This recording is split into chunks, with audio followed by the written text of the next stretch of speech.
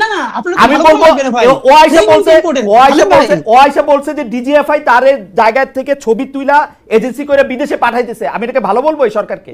যখন আমি জানি যে ডিজিএফআই হচ্ছে, যখন আমি জানি যে ডিজিএফআই হচ্ছে ডক্টর মোহাম্মদ ইউনূসের আন্ডারে। খালেদ ভাই, এই সরকারের সবথেকে বেশি সমালোচনা ইনকিলাব মঞ্চের চেয়ে বেশি কেউ করে নাই। শমসুদ ভাই এইমাত্র যেটা করলো, সেই লিগকে পান্ডা পইলে পরের লাইনে বলতেছে যে আগের সরকারের চেয়ে ভালো চালাতে পারছে, এই সরকারের হাজারটা সমস্যা আছে। আমরা বলবো এই সরকারের দায়ও বাংলাদেশের সকল জনগণের, যে যা যা পারবে না। কিন্তু আপনি কি এটাকে কোনোভাবে গত ফ্যাসিবাদী আমলের সাথে তুলনা করতে পারবেন? ফ্যাসিবাদের কেন তুলনা করলে কি হবে? আমি বলবো হাসিনা ফেসিবাদী সরকার ছিল, কিন্তু এই সরকার ফেসিবাদী না, কিন্তু হাসিনার চেয়ে অর্থনৈতিক বা রাজনৈতিকভাবে ভালো চালাইছে কি খারাপ চালাইছে? আমি যদি দেখি হাদি, আপনি আমাকে বলেন, কালকে আসিফ মাহমুদ সজীব ভুঁইয়া আমার অনুষ্ঠানে এসে বলছে যে এই সরকারের ভিতরে সরকার তার বিরুদ্ধে ষড়যন্ত্র করতেছে, এটাকে আমি কি বলবো? ভালো বলবো? এখন সরকার প্রধান যদি মনে করে যে ডিজিএফআই আমার কথা শুনছে না, উনি ডিজিএফআই আগা 5 তলা চেঞ্জ করলেই পারেন, করেন না কেন? এইগুলি আসলে কিছু না। আমি বলি আপনাকে, ওনারা যেগুলি বলে না, এ করতে দেয় না, ও করতে দেয় না, আসলে এই গভর্নমেন্টকে আমি মনে করি একটা নন সিরিয়াস টাইপের গভর্নমেন্ট। এই গভর্নমেন্ট যখন ক্ষমতায় আসে গত বছর, এই গভর্নমেন্টের উপর তখন আপনি ধরুন 8 তারিখ তারা ক্ষমতায় আসলো, 8 তারিখে যদি আপনি দেশের মানুষকে জিজ্ঞাসা করতেন এই গভর্নমেন্টের উপর আপনার সাপোর্টটা কেমন আছে, আমার মনে হয় না যে আওয়ামী লীগের 2-1 পান্ডা ছাড়া আর কেউ বলতো যে এই গভর্নমেন্টকে আমি সাপোর্ট করি না। কেউ বলতো না। এত সমর্থন নিয়ে বাংলাদেশের ইতিহাসে আর কোনো গভর্নমেন্ট আসে নাই। এবং এখন পর্যন্ত আজকে 1 বছর হয়ে গেছে, এই 1 বছরে আপনি কোনো একটা পলিটিক্যাল পার্টিকে দেখতে পাবেন না যা নাকি অফিসিয়ালি এই গভর্নমেন্টের উপর অনাস্থা দিয়েছে, পাবেন না। মানে এত সাপোর্ট অন্য কোনো গভর্নমেন্ট পায় নাই বাংলাদেশে। সেরকম একটা গভর্নমেন্ট এত সাপোর্ট দেয়া করলোটা কি, করছেটা কি, এটা আপনি বলেন। তারা কি আগের গভর্নমেন্টের যে খুব ভালো চালাতে পারছে? কোন দিক দিয়ে পাচ্ছে? উত্তরের যে সিটি কর্পোরেশনের নিয়োগটা থাকে, আমি সিম্পল একটা কোশ্চেন করতে চাই, আমি একটা সাধারণ মানুষ, আমি একটা প্রশ্ন করতে চাই। এই যে এজাজ সাহেবের একটা সিটি কর্পোরেশন চালানোর মতো তার সিভিতে কি লিখতে পারবেন উনি যে আমার এই ধরনের অভিজ্ঞতা আছে? কিন্তু কাউলা এখানে আমাদের একটা এনজিও চালিয়েছেন পরিবেশ বিষয়ক এবং আরেকজন উপদেষ্টার কাজিন, এই তো তার যোগ্যতা। কিন্তু কামাল ভাই, আমি আপনাকে একটু এখানে প্রশ্ন করতে চাই, আমরা যারা সিটি কর্পোরেশনের মেয়র যাদেরকে দেখেছি তাদের কি যোগ্যতা কোথায় ছিল 2-4টা চুরি বাটপারি করা ছাড়া? শুনেন, সিটি কর্পোরেশনে আমি ধরে নিচ্ছি হাইপোথেটিক্যালি তাদের কোনো যোগ্যতা ছিল না, আমি ধরে নিচ্ছি। সাহেব ধরেন অথবা আতিক সাহেব ধরেন, ধরে নিচ্ছি চোর বাটপার সব ঠিক আছে, কিন্তু তারপরেও তারা একটা সিস্টেমের মধ্যে দিয়ে আসছে। সিস্টেমটা কি? জনগণের ভোট নিয়ে আসছে অথবা ভোটের নামে নাটক করে আসছে, যাই হোক একটা সিস্টেমে তো আসছে। উনি আসছেন কিসের মাধ্যমে? এটা বুঝান না রে ভাই। উনি কিসের মাধ্যমে আসছে? উপদেষ্টা পরিষদ ঠিক করছে, সজীব ভাইয়ের চিঠির মাধ্যমে আসছে। ওকে, আসতে পারে, আমার কোনো সমস্যা নাই। আসিফ মাহমুদ সজীব ভাইয়ের চিঠির মাধ্যমে আসছে। তখন আমি আসিফ মাহমুদ সজীব ভাইকে জিজ্ঞাসা করবো যে এত লোক থাকতে আপনি ওনাকে নির্বাচন করলেন কোন যোগ্যতায়, কি দেখে? আপনার সঙ্গে তার খাতির আছে? সে আপনার দস্ত লাগে? ব্যাপারটা কি বুঝান আমারে ভাই। আমি কি বুঝতে চাইতে পারবো না? কিন্তু কামাল ভাই ব্যাখ্যা পাচ্ছেন না বলতে আপনি। কিন্তু কামাল ভাই, যদি এখন ডক্টর ইউনূস আসিফ মাহমুদ সজীব ভুঁইয়াকে বলেন যে আমরা উপদেষ্টা পরিষদের সিদ্ধান্ত নিছি, তুমি এজাজকে নিয়োগ দিবা, ও রেজওয়ানার ভাই, ওকে নিয়োগ দাও, ওকে একটা চিঠি দিয়ে নিয়োগ দাও, তা আসিফ মাহমুদ সজীব ভুঁইয়া কি করবে? সেক্ষেত্রে আমি ডক্টর ইউনূসকে এই কথা আসিফ মাহমুদ সজীব বলুক, বলছে তো আমাকে কালকে অনুষ্ঠানে অন রেকর্ড বলছে। সে বলছে যে বলে থাকে অন রেকর্ড বলছে, যদি আপনাকে অন রেকর্ড বলে থাকে, তাহলে আমি অন রেকর্ড ডক্টর ইউনূসকে প্রশ্ন করতেছি, হ্যাঁ আপনি কেন তাকে নিয়োগ দিলেন? আমাকে বুঝান ভাই, বুঝতে চাই। আপনি যে আমার দণ্ডমুণ্ডের কর্তা হিসেবে একজন লোককে বসাই দিলেন যার নামে হিজবুত তাহরীরের সঙ্গে সংশ্লিষ্টতার অভিযোগ উঠেছে, তাকে আমার কেন বসালেন? কোন যোগ্যতায় বসালেন? আমি আপনাকে প্রশ্ন করতে চাই।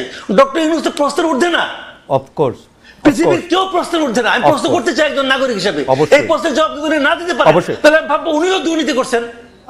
আপনি কি কামাল ভাই, আমরা আবার আসবো আপনার কাছে, আপনি কি ওই ডিজিএফআইটা নিয়ে আর কোনো কিছু বলবেন? যে ষড়যন্ত্রের কথা আসলে নাসিরউদ্দিন পাটোয়ারি বলে মিটিংয়ে, আসিফ মাহমুদ সজীব ভাই বলতেছে, নাহিদ সাহেবও বলছেন কিছুদিন আগে, এনসিপিও বলতেছে, এটা নিয়ে কি আরেক 2 লাইন বলবেন আপনি? যে মানে এইটাকে আপনি আসলে কিভাবে দেখেন, যে সত্যি সত্যি কি এই এজেন্সিগুলি কারো বিরুদ্ধে কেউ এরকম করতেছে কিনা?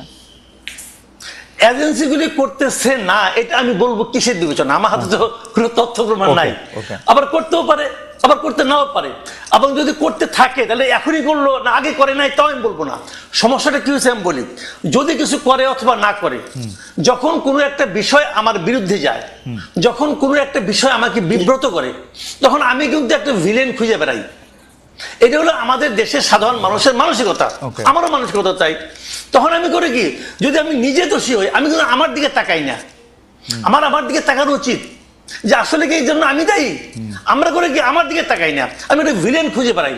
যখন কোনো ভিলেন না পাই, তখন একজনকে এমন এক লোকের নাম বলি অথবা এমন একটা সংস্থার নাম বলি যাকে আমি ক্রস চেক করতে পারবো না। ওকে ওকে, এটা এটা খুবই ইন্টারেস্টিং কথা বলছেন কামাল ভাই। আমি আপনাকে এই জায়গায় একটু আপনার কাছ থেকে একটু জনাব হাদির কাছে একটু যাই। জনাব হাদি, একই প্রশ্ন, আমি প্রশ্নটাকে এরকম করতে চাই, আপনি কি আসলেই মনে করেন কিনা সরকারের ভিতরে একটা সরকার আছে এবং কারো কারো বিরুদ্ধে ষড়যন্ত্র হতেছে, সেটার জন্য এজেন্সিকে কাজে লাগা হইতেছে, এবং এইটার জন্য এটা আপনি সরকার প্রধানকে বা সরকার যারা চালাইতেছে তাদেরকে আপনি আসলে দায়ী করেন কিনা? আমি আসিফ মোহাম্মদ সজীব ভুঁইয়ার অবস্থা দেখেই বলতে চাই, চাঁদাবাজির জন্য যে গ্রেপ্তার, যিনি রিমান্ডে ছিল, তার একটা ভিডিও ফাঁস হয়েছে, সেই জায়গা ধরেও যদি আপনি একটু বলেন। জনাব হাদি। আসসালামু আলাইকুম, ঠিকানার দর্শকদেরকে শুভেচ্ছা। দেখেন, প্রথমত হলো আমাদের আলোচনাটা ওই যে উত্তরের সিটি কর্পোরেশনের মেয়র বা ওদিকে মোড় নিয়ে যাচ্ছিল। তো ব্যাপার হলো তাকে ডিফেন্ড করা বা কোনো কাজ আমাদের না। আমি শেষ থেকে একটু শুরু করি আপনার সাথে। যেমন ডিজিএফআই প্রশ্ন যেটা এসছে, এখন দেখেন এখানে একটা খুবই গুরুত্বপূর্ণ ব্যাপার হলো যে এজেন্সিগুলো রাষ্ট্রের অত্যন্ত গুরুত্বপূর্ণ পজিশনে থাকে, তাকে রাখতেও হয়, কিন্তু আমাদের জুলাইয়ের পরে যেটা কাজ ছিল, যেগুলোকে প্রফেশনাল করে তোলা, আরো বেশি প্রফেশনাল করে তোলা। ফ্যাসিবাদ হাসিনা মিলে যেটা করেছিল, এই প্রফেশনাল প্রতিষ্ঠানগুলোকে শতভাগ আওয়ামী লীগের, সোজা কথা আপনি ধরেন নাজি বাহিনী তাদের যে ভিন্ন ভিন্ন এরকম সেগমেন্ট তৈরি করেছিল, এরকম এনএসআই, ডিজিএফআই রাষ্ট্রের সব থেকে গুরুত্বপূর্ণ অর্গানগুলোকে তাদের পার্টির পান্ডা বানিয়ে ফেলেছিল। তো এখন আমরা যেটা প্রত্যাশা করেছি যে তাদের ওই দীর্ঘ কালচার তারা পরিবর্তন করে, তারা প্রফেশনালি রিয়াক্ট করবে। আমি আপনাকে শুধু একটার সাথে ধরাই দিতে চাই, ধরেন এই যে 5ই অগস্ট ঘোষণাপত্রের দিন এনসিপির কিছু লোকজন কক্সবাজার গেল। আচ্ছা, এনসিপির যে লোকজন কক্সবাজারে গেল, এটাকে সঠিক হলো না ভুল হলো, এটা পলিটিক্যাল অন্য পার্টিগুলো ক্যাশ করবে, বিএনপি ক্যাশ করবে, জামাত ইসলামী ক্যাশ করবে, বলবে এরকম ঐতিহাসিক দিনে তারা কেন গেছে, তারা এই সিগনিফিকেন্স কেন বোঝে না। এইটা হলো পলিটিক্স, এই পলিটিক্সটা চলবে। কিন্তু এই যে হাসনাতরা বা সার্জিসরা বা তাসনিম যারা কোন হোটেলে আছেন, কোন হোটেল থেকে কোন হোটেলে আবার যাচ্ছেন, সেই তথ্যগুলো দেয়া এবং সাংবাদিকদেরকে সেখানে জানানো, এইটা কি এজেন্সির কাজ? আমরা এই প্রশ্নটা কেন করছি না? আমরা বারবার বলছি জনাব হাদি, আমি একটু আপনাকে আবার মানে আপনি একটু যদি আমাকে একটু সময় দেন, আমি আবার একটু ব্যাকগ্রাউন্ডটা বলি। আপনি ডিজিএফআই এর প্রফেশনালিজমের কথা বলতেছিলেন। 15 বছর হাসিনা শাসনের ডিজিএফআই কে একটা দলীয় বাহিনীর মতো ব্যবহার করা হয়েছে, এজেন্সিগুলিকে একটা দলীয় বাহিনীর মতো করে ব্যবহার করা হয়েছে। আসলে ডিজিএফআই কে এরকম দলীয় বাহিনীর মতো ব্যবহার করা শুরু হয়েছে এরশাদ সাহেবের সময়, তারপরে এটা বেগম খালেদা জিয়ার সময়, 9/11-এর সময় যে সরকার আসে, ডিজিএফআই সেই সরকারের বাহিনী হিসেবে ব্যবহৃত হয়। ওইটাই ডিজিএফআই এর মানে যেটাকে বলা হচ্ছে জব ডেসক্রিপশনের মধ্যে পড়ে বলে ওটা ওরা মনে করে। এই ডিজিএফআই কিন্তু, আমার তর্কটা হচ্ছে, এই ডিজিএফআই কিন্তু ডক্টর মোহাম্মদ ইউনূসের পারপাস সার্ভ করার কথা। আপনারা সেই প্রশ্ন কেন তুলতেছেন না যে এই ডিজিএফআই যদি ডক্টর মোহাম্মদ ইউনূসের পারপাস সার্ভ না করে, ডক্টর মোহাম্মদ ইউনূসকে দায়ী করা উচিত যে আপনার ডিজিএফআই এর উপর আপনার কন্ট্রোল নাই কেন? কারণ ডিজিএফআই কিন্তু সেনা প্রধানরাও কি বলে অ্যাকাউন্টেবল করে, সেনা প্রধানের উপর নজরদারি করে, সেনা প্রধানের আন্ডারে কিন্তু ডিজিএফআই না, নট এট অল। ওকে ওকে ওকে ওকে খালেদ ভাই, আমি একটু আপনাকে বলি, আমরা এই সরকার সম্বন্ধে একটা ফিডব্যাক গত 10 মাস ধরে দিয়েছি কমপক্ষে 100 বার, মিডিয়াও এটা প্রচুর আছে। আবার আপনাকেও আবার আজকে বলি, রিপিট করি, এই সরকার হলো বাংলাদেশের ইতিহাসের সব থেকে জনসমর্থিত সরকার এবং সব থেকে দুর্বলতম সরকার। এই দুটোই তার ক্ষেত্রে সত্য। সেই সব থেকে জনসমর্থিত সরকার, গণ অভ্যুত্থানের সকল স্টেক তাকে বসিয়েছে, এবং সব থেকে দুর্বলতম সরকার এই অর্থে যে এখানে সে কন্ট্রোল নিতে পারে না। ব্যাপার হলো এটা, এই যে কন্ট্রোল নিতে কেন পারলো না, এটা নিয়ে দীর্ঘ আলাপ আছে। কিন্তু এখানে একটা দেখেন, ডক্টর ইউনূসের সাথে আর ইন্টারিমেরও যে একটা ভিন্ন জায়গা আছে, এইটা আমরা কিন্তু অ্যাড্রেস করি। আপনারা খেয়াল করবেন যে স্বাভাবিকভাবে এই সরকারের ব্যর্থতা তো ডক্টর ইউনূসের উপরে প্রথমে যাবেই, এটা যাওয়া অবশ্যই যাবে। কিন্তু আপনার খালেদ ভাই মনে থাকবার কথা, যেদিন ডক্টর ইউনূস বাংলাদেশে নেমেছেন সেদিন কিন্তু মাত্র 3টে উপদেষ্টা পদ খালি ছিল। এর মানে আগের সকল উপদেষ্টা পদ সব রেডি, ডক্টর ইউনূস আসার পরে আর মাত্র 3টে পদ খালি ছিল। তখন আমরা ডক্টর ইউনূসকে বলছি যে আপনি তাহলে এখানে কারা কারা উপদেষ্টা আছে, এখানে বিএনপির লোকজন আছে, এখানে জামাতের আছে, এখানে জাসদের আছে, সমস্ত ঘরানা থেকে আছে। এটাকে আপনি হিয়ারসে বলতেছেন নাকি প্রামাণিক সাপেক্ষে বলতেছেন? কারণ আমরা জানি ডক্টর মোহাম্মদ ইউনূস হাসপাতালের বেডে শুয়েও উপদেষ্টা পদ চেঞ্জ করেছেন। মানে আমরা তো আর আমি ডক্টর ইউনূসের সাথে উনি প্রধান উপদেষ্টা হওয়ার পরে আমার কোনো কথা হয় নাই, কিন্তু আগের কথা মানে আমি জানি যে আপনি যে বলতেছেন উপদেষ্টা পদে নিয়ে নেওয়া হয়েছিল, তো সেই 3 উপদেষ্টা পদে কি ডক্টর মোহাম্মদ ইউনূস ওই স্বাস্থ্য উপদেষ্টা, তারপরে এই যে এদের নিয়োগ দিচ্ছেন, এই যে এনজিও আরো 2জন যে এনজিও তাদের নিয়োগ দিচ্ছেন? না হতে পারে, মানে হতে পারে, কিন্তু আমরা হলো যেটা বাকিদের কে নিয়োগ দিছে? এই সমস্ত গণ অভ্যুত্থানের শক্তি সবাই মিলে দিচ্ছে, কারণ পলিটিক্যাল পার্টি সবাই বসছে, বিএনপি বসছে, জামাত বসছে, এবি পার্টি বসছে, ছাত্ররা বসছে, কিন্তু আমাদের তর্কটা ওই জায়গা না। আমরা ভাই আপনারা যেটা মূলত বলতে চাই, দেখেন এই যে মাসুদ ভাই এখন পর্যন্ত যেটা বললো, মুশকিলটা হইলো যেমন আপনি আমার সরাসরি আমার একটা পরিচয় আছে যে আমি এই জুলাই বিপ্লবের বলি অথবা জুলাই গণ অভ্যুত্থানের বলি, এটার একটা শরিক। আমরা সবাই মিলে হাসিনাকে তাড়াইতে বাধ্য করছি, এর মানে এগুলোর ব্যাপারে আমাদের কোনো গ্লানি নাই। কিন্তু মাসুদ ভাইয়ের ক্ষেত্রে যেটা ব্যাপার, মাসুদ ভাই দেখেন আপনি যখন কথা বলছিলেন, আপনাকে তখন মাসুদ ভাই প্রথমে বলেছে একটা যে লীগের পান্ডা ছাড়া আর কেউ এটাকে অস্বীকার করবেন, এর মানে লীগকে তিনি প্রথমবার পান্ডা বললেন, এটা শুনে তো দর্শকরা খুশি হবে। একটু পরেই যে কাজটা মাসুদ ভাই করেছেন ওইটাই হলো বাংলাদেশের জন্য সামনে। জনাব হাদি, আপনি কি মাসুদ ভাইয়ের কথা বিশ্লেষণ করবেন? তাহলে আপনি মাসুদ ভাইয়ের কথা বিশ্লেষণ করেন, আমি আপনাকে স্মরণ করাই দেই যে মাসুদ ভাই লীগকে পান্ডাই প্রথমবার বলতেছেন না, দর্শককে খুশি করার জন্য বলতেছেন না, এবং গত 15 বছর ধরে অন্তত পক্ষে 50,000 বার তিনি এইসব কথা বলেছেন। আচ্ছা ভাই, তাহলে আমি আপনাকে মনে করাই দিই, মাসুদ ভাই যদি গত 15 বছর ধরে এটা বলে থাকে, এর সাথে আরেকটা সত্য হলো শাহবাগে যখন নিকৃষ্টতম মব হয়েছে বাংলাদেশের, এবং সেটাকে আমার দেশ যখন ভীষণ ভাবে ব্যানার হেডিং করে এক্সপোজ করছে যে শাহবাগে ফ্যাসিবাদের পদধ্বনি, তখন মাসুদ ভাইয়ের প্রোফাইলে এখনো আছে 10ই ফেব্রুয়ারি 2013 মাসুদ ভাই একটা স্ট্যাটাস দিছে আমার দেশের সেইটার, যে এইটার নাম যদি হয় সাংবাদিকতা তাহলে আমি লজ্জিত। এর মানে যেই শাহবাগ বাংলাদেশের বিচার ব্যবস্থা ধ্বংস করছে, রাষ্ট্র ধ্বংস করছে, পুরো সিস্টেমকে কোলাপস করছে, সেইটাকে যে পত্রিকা এক্সপোজ করার পরে পত্রিকার সম্পাদক জেল কাটছে, মাথা তার উড়ে দিছে। কিন্তু আপনাকে আমি আরেকটু মানে একটা সেন্টিমেন্টাল জার্নি করাই। আমার দেশ পত্রিকা কিন্তু শাহবাগের এই আন্দোলনকে সমর্থন করেছে। আপনি 2013 সালের 6 ফেব্রুয়ারি, 7 ফেব্রুয়ারি, 8 ফেব্রুয়ারি পত্রিকা দেখেন। 9 ফেব্রুয়ারি বা 10 ফেব্রুয়ারি, আপনার মতো এত শার্প ব্রেন না, কিন্তু 9 ফেব্রুয়ারি এসে তারা এটাকে প্রতিধ্বনি বলেছেন, ফেসিবাদের প্রতিধ্বনি হোক, যে প্রতিধ্বনি বলেছেন সেটা বলেছেন। এখন ঘটনা হইতেছে যে আমরা সাংবাদিকতা ছাত্র ভাই, আমরা কোনো একটা পত্রিকার রিপোর্টে যখন একটা অবজেক্টিভ জায়গা থেকে যখন একটা সাবজেক্টিভ জায়গা নেওয়া হয়, আমরা আমাদের প্রাইভেট ওয়ালে মাসুদ ভাই জবাব মাসুদ ভাই দিবেন, মাসুদ ভাই আমার থেকে মানে আমি মাসুদ ভাই একদল করি এরকম ব্যাপারটা না, কিন্তু আমরা যখন কোনো কিছু সাবজেক্টিভ মানে এটা আমাদের ট্রেনিং ভাই, কোনো কিছু যখন অবজেক্টিভ জিনিসটা যখন সাবজেক্টিভ হইতে দেখি আমরা এটাকে প্রতিবাদ জানাবো। এবং আমরা কিন্তু প্রথম আলোর মন্তব্য প্রতিবেদনেরও প্রতিবাদ জানাতে দেখছি যখন এটা অবজেক্টিভিটির জায়গা থেকে সেটা সাবজেক্টিভিটিতে গেছে। একই খালেদ ভাই, এই আলাপটা হলো পলিটিক্যাল কারেক্টনেসের জায়গা। মাসুদ ভাই তো শুধু সাংবাদিক না, মাসুদ ভাই মূলত যেটা করে এটা অ্যাক্টিভিজমই করে, এটা তো সমস্যা না। পৃথিবীর বহু বড় সাংবাদিকরা প্যারালালি সাংবাদিক এবং অ্যাক্টিভিস্ট, কোনো সমস্যা নাই। কিন্তু সমস্যা হলো মাসুদ ভাই যখন এই যে শাহবাগের প্রতিধ্বনি যখন আমার দেশ বলে, এইটা যদি সাংবাদিকতা হয় তাহলে মাসুদ ভাই যখন লজ্জা পায়, সেই মাসুদ ভাই এইমাত্র যেটা করলো, সে লিগকে পান্ডা পইলে পরের লাইনে বলতেছে যে আগের সরকারের চেয়ে ভালো চালাতে পারছে, এই সরকারের হাজারটা সমস্যা আছে, আমরা বলবো এই সরকারের দায়ও বাংলাদেশের সকল জনগণের, যে যা যা পারবে না। কিন্তু আপনি কি এটাকে কোনোভাবে গত ফ্যাসিবাদী আমলের সাথে তুলনা করতে পারবেন? কেন তুলনা করলে কি হবে? আমি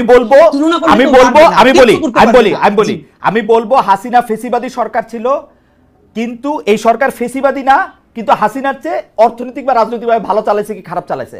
আমি যদি দেখি হাদি, আপনি আমাকে বলেন, কালকে আসিফ মাহমুদ সজীব ভুঁইয়া আমার অনুষ্ঠানে এসে বলছে যে এই সরকারের ভিতরে সরকার তার বিরুদ্ধে ষড়যন্ত্র করতেছে, এটাকে আমি কি বলবো? ভালো বলবো?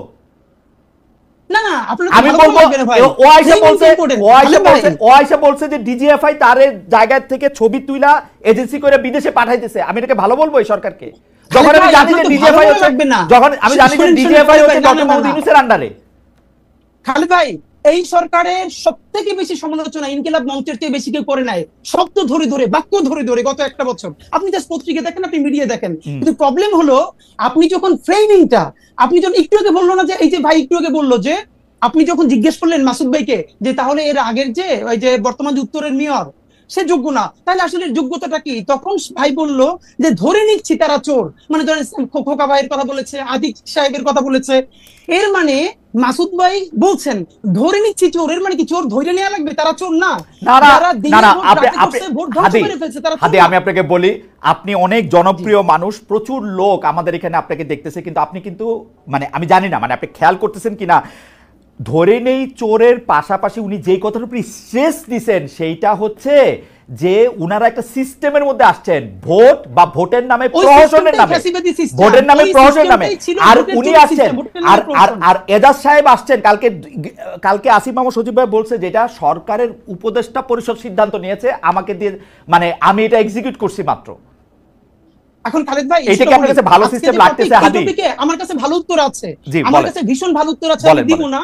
যদি আমি সরকারের স্পোক্স পারসন হইতাম আজকে, আমি যদি শফিক ভাই হইতাম, অথবা আমি যদি এনসিপির মুখপাত্র হইতাম, তাইলে আমি উত্তরগুলো দিতাম। কিন্তু আমি যেহেতু ইনকিলাব মঞ্চের মুখপাত্র, এই সরকারের আমি তো হাজারটা ক্রিটিক করি, সুতরাং আমি তাকে ডিফেন্ড করব না।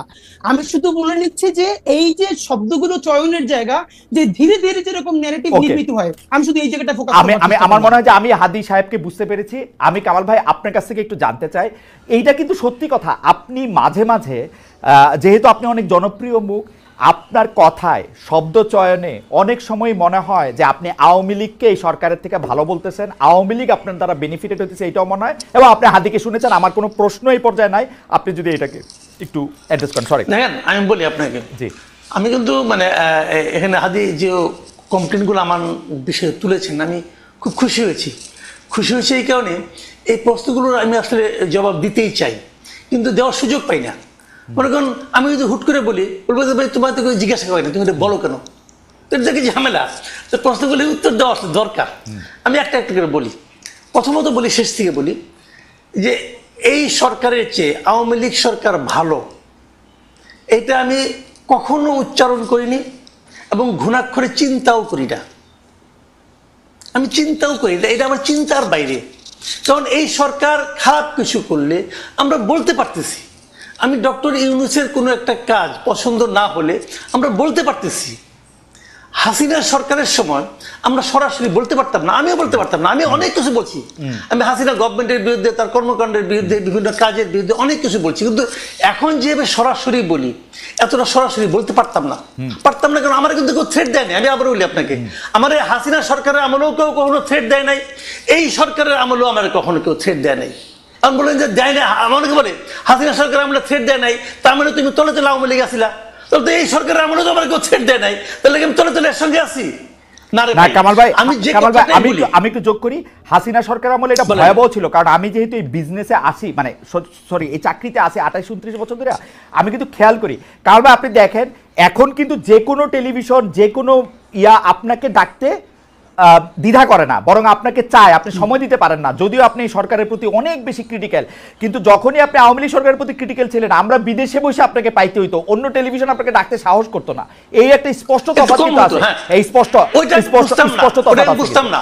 জি, আমি ওটা আমি বুঝতাম না, কিন্তু আমি যেটা বুঝতাম, আমি বলি আমাকে 2-1 বার ডিজিএফআই থেকে কফি খাওয়ার দাওয়াত দিছে, রাইট, আগের আমলে, বাট আমি যাইনি। আমি বলছি আমার সময় নাই। তারা কিন্তু আমার সাথে অভদ্র আচরণ করে না, ধমকায় নাই। এখন তাই বলে কি ওদেরকে আমি সমর্থন করি? নো, কোনো বিবেচনাতেই করি না। এবং আমি আবারও তো বললাম যে আমি এই সরকারের চেয়ে ওটাকে ভালো, বেটার, এটা মনে করার কথা আমি চিন্তাও করি না।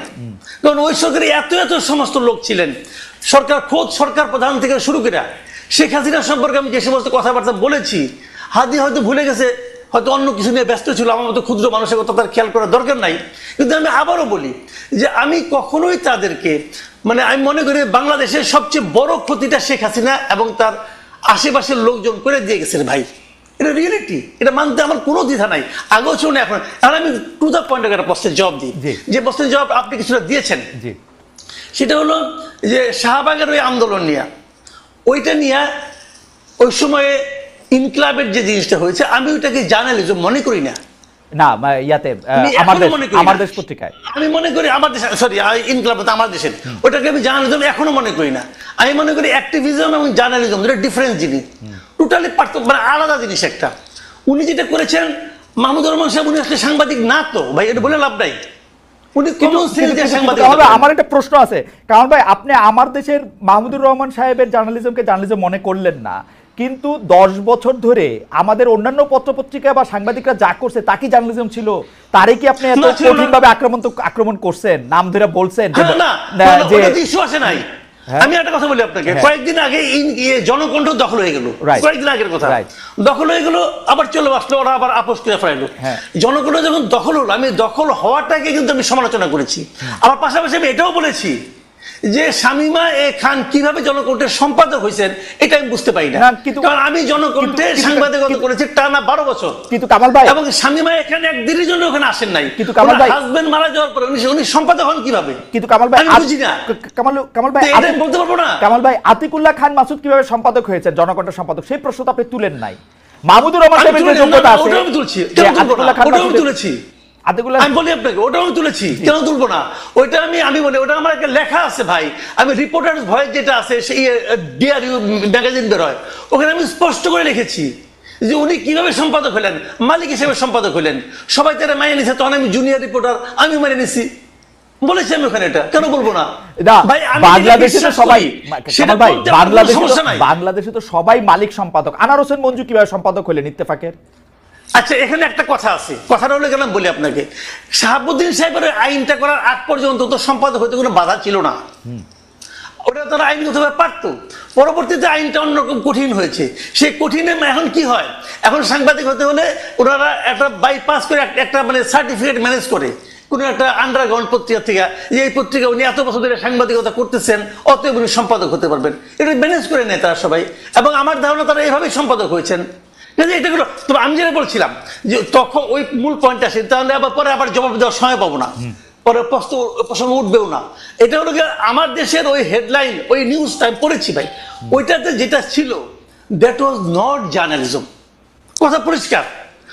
উনি যে প্রিডিক্ট করেছেন, উনি যেভাবে লিখেছেন, ওটা ছিল অ্যাক্টিভিজম, এবং ওই activism maybe right, maybe not right, সেটা অন্য হিসাব, ওই আলোচনা আমি যাচ্ছি না, কিন্তু ওটা জার্নালিজম না। আমি সেটাই বলেছি যে এটা যদি সাংবাদিকতা হয় তাহলে ভাই, আমার অবজারভেশন এটা, আমি কিন্তু আমার ওখান থেকে। কামাল ভাই, সাংবাদিকতা তো পৃথিবীতে বহু রকম, আপনি একরকম সাংবাদিক, আপনি দুজন ক্লাসেই পড়ছি যেটা বহু রকম সাংবাদিকতা। বহু রকম আছে, আপনি এটা সাংবাদিকতা না, এটা কেমনে বলবেন মাসুদ ভাই? না, আমি এখনো যেটা, অনেক সাংবাদিকতার ধরন আছে, অনেক সাংবাদিকতার স্কুল আছে, এক এক স্কুলিং এক এক রকম, কোনো সমস্যা নাই। আমি তো আমার স্কুলিংটা নিয়ে বলবো, আমি যেভাবে শিখেছি, আমি যেভাবে ভেবেছি, আমার ভাবনার সঙ্গে যায় না, অত আমি বলছি না। কিন্তু কামাল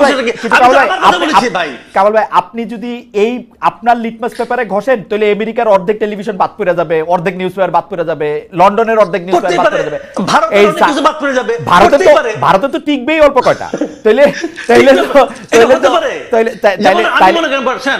আমি এমনকি আমি ভারতের সবচেয়ে জনপ্রিয় পত্রিকা যেটা বাংলায়, আনন্দবাজার, ওটাকে আমি সাংবাদিকতা মনে করি না, কারণ আমি মনে করার অধিকার, আমার নিজস্ব মতামত আমি কি আমার ফেসবুকে দিতে পারবো না? ওকে, আমার মতামত দিচ্ছি, আপনি কি আরেকটু বলবেন?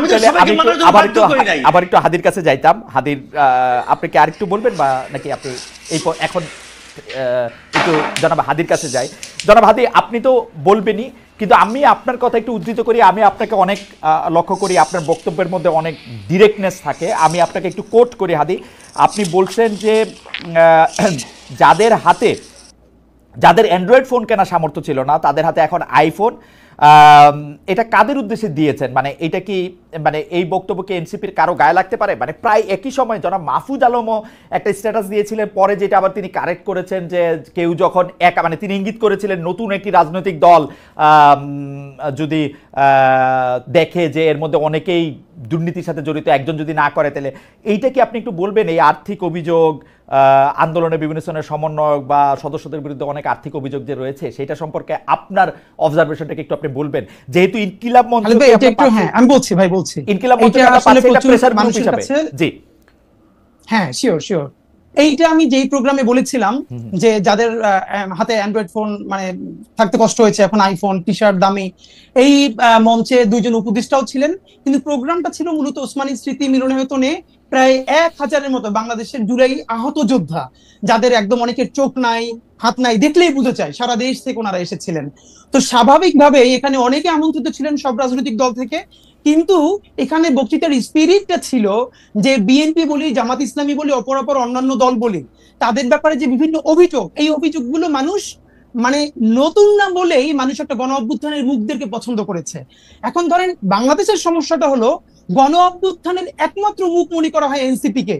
না রে ভাই, এনসিপি ছাড়াও যারা এনসিপি তে যোগ দেয় নেয় এরকম আরো অনেকগুলো স্টেক হোল্ডার আছে যারা পলিটিক্স করতেছে না, সরাসরি পার্টিতে জয়েন করে না, কিন্তু গণ অভ্যুত্থানের বিশাল শক্তি।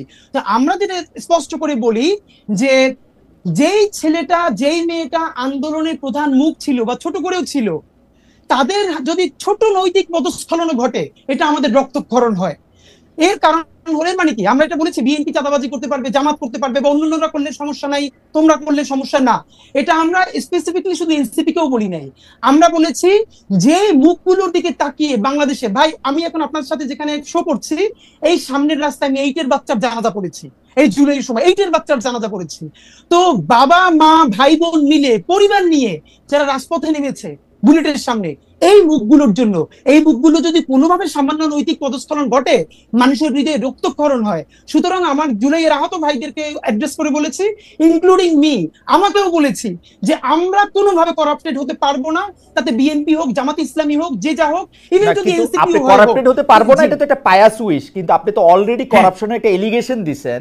কারণ অ্যান্ড্রয়েড ফোনের দাম আমরা গড়ে ধরে নিতে পারি 20-25 হাজার টাকা, আইফোনের দাম হচ্ছে 2-2.5 লাখ টাকা, 1.5 লাখ টাকা এক এক হিসাবে। আপনি তো অলরেডি একটা এলিগেশন দিছেন যে আইফোনের মালিক হয়ে গেছে, এটা আপনি কাদের দিছেন? আচ্ছা এইটা হলো, আমি স্পষ্ট প্রথমত হলো মিডিয়ার ক্ষেত্রে হলো খালেদ ভাইয়ের কাজ হইলো তিনি এইটার ভিন্ন ইনভেস্টিগেশন করবেন, কিন্তু আমি আমাদের কিছু ছোট ভাইদেরকে দেখি যে যারা নতুন বাইক চালায়, টি শার্টটা দামি, অথবা হাতে একটা, তো আমাকে অনেকে ফোন করে বলছে ভাই আইফোন কিনলেই তো সবাই নতুন কিনে না, পুরনো কেনা যায়, 30-40 হাজার টাকা পুরনো কেনা যায়, ভালো আমি জানলাম। কিন্তু ফ্যাক্ট হলো মিডিয়ার কাজ হলো এইটা যে যারা কেউ গণ অভ্যুত্থানের স্পিরিটকে বিক্রি করে দিয়ে যদি কেউ এই আর্থিকভাবে লাভবান হয় তাদের বিরুদ্ধে মিডিয়া ধরবে, বাংলাদেশের মানুষের জনগণ ধরবে, আমরা যেরকম ধরতেছি এই স্পিরিটটাই তো আমরা চাই। কিন্তু ভাই আমি আপনার একটু রেসপন্স করতে চাই, ভাই যেখানে কয়েকটা কথা বললেন এটা আমি পরে ভুলে যাব। এক নম্বরে হলো ভাই যেটা বললেন যে মাহমুদুর রহমান সাংবাদিক না, আমি খালেদ ভাইয়ের কাছে বিনীতভাবে জানতে চাই, মাসুদ কামাল ভাইয়ের কাছে জানতে চাই, বাংলাদেশের যে সাংবাদিকতার নীতি নৈতিকতা আছে বা নীতিমালা নিশ্চয়ই আছে, পিআইবি আছে, প্রেস ক্লাব আছে, আর অন্যান্য যে মিডিয়া আছে মানে প্রতিষ্ঠান আছে, এইখানে এক্স্যাক্টলি এই সাংবাদিক হয়ে ওঠার যে নিয়ম, এইখানে কি কি নীতিমালা আছে, যে নীতিমালা মাহমুদুর রহমান ভায়োলেট করে আমার দেশের সম্পাদক হয়েছেন। নাম্বার 2, মাহমুদুর রহমান আমার দেশের সম্পাদক হওয়ার বহুদিন আগে থেকে বিবিসি বাংলার সাবেক বড় সাংবাদিক এবং বাংলাদেশের প্রতিনিধিত্ব সাংবাদিক আতাউস আমাদের মতো মানুষ যিনি আমার দেশের দীর্ঘদিন উপদেষ্টা সম্পাদক ছিলেন, তার পাশে বসে বসে কাজ শিখেছেন। নাম্বার 3, আমার দেশ তিনি কোনোদিন দখল করেন নাই, তাকে সবাই মিলে আমার দেশ দিয়েছে যে প্লিজ আপনি চালান, পত্রিকাটা বন্ধ হয়ে গেছে। নাম্বার 4, খালেদ ভাই আপনাকে একটা বলা দরকার, মাসুদ ভাই যেটা বলেছেন যে এই কথাটা মিলে গেছে আওয়ামী লীগের অ্যাপিলেট ডিভিশনের বিচারপতিদের মতো। কিরকম? শফিক রেহমান বর্তমান যে অ্যাপিলেট ডিভিশন আগে ছিল তাদের বিরুদ্ধে একদম স্পষ্ট একটা অভিযোগে কলাম লিখেছিলেন, আমার দেশ চেপেছিল। শফিক রেহমান এবং মাহমুদুর রহমানকে হাইকোর্ট নিয়ে ঘন্টার পর ঘন্টা দাঁড়িয়ে রেখেছে, বলেছে ট্রুথ ইজ নো ডিফেন্স। সেইটার পরে আমার দেশকে সম্পাদককে বলতেছে বাই চান্স এডিটর। এর মানে অ্যাপিলেট ডিভিশনের যে আওয়ামী লেসপেন্সাররা ছিল তারা মাহমুদুর রহমানকে আচ্ছা জনাব আপনি জনাব আমরা আসলে অনেকগুলি বিষয় নিয়ে আলোচনা করব, আপনি এই বিষয়টা নিয়ে স্পেসিফিক কথা বলেছেন, মাসুদ কামাল ভাই এটা একটু বলুক, এটা একটু বলি, আর আপনি যে এটা কথা বলতেছেন যে ট্রুথ ইজ নট, কথা আমি একটু ভাইকে শাহবাগে বলতে চাই প্লিজ একটা কথা। একটা সেটা হচ্ছে, আর একটা ব্যাপার হলো হ্যাঁ ভাইয়ের যে এথিক্স, মাসুদ কামাল ভাইয়ের মনে হইলো যে ওইটা অ্যাক্টিভিজম হয়েছে, সাংবাদিকতা হয় নাই। তো আমার পরবর্তীতে কথা হইলো এরপর যে শাহবাগে রাষ্ট্রদ্রোহিত হইলো, দিনের পরে দিন তারা পতাকা উড়াইতেছে, সরকারি অফিস বন্ধ রাখতেছে, নিকৃষ্টতম মব করতেছে, ঠিক মাসুদ কামাল ভাইয়ের টাইমলাইনে পুরো শাহবাগের মব সন্ত্রাসের সময় কয়দিন তিনি সেইটার সমালোচনা করছেন? মাত্র 50 জন লোক ছিল, আমি সামনে সাক্ষী, সেইটার 500 লোক কইরে পত্রিকা দেখাইছে। কামাল ভাই এটা